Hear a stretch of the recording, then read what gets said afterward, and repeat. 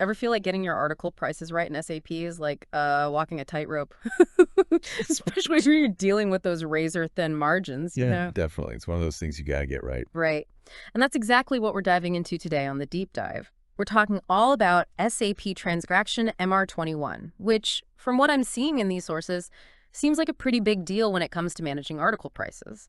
So our mission today is to break it down, figure out what's important, and hopefully leave you feeling like you could actually use this MR21 thing in the real world. Well, what I find really interesting about MR21 is it tackles this very basic thing, changing the price of your articles in SAP ECC. Hmm. But even though it seems simple on the surface, it actually has a pretty big impact on your cost of goods sold.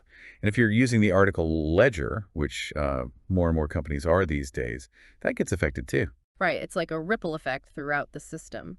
Now, I noticed the sources mention a few different ways to even get to MR21. I'm guessing most people just type in the transaction code, but is there ever a reason to go the long way through the menus? Yeah, most SAP veterans, they just jump right to the command field and type MR21, get it done fast.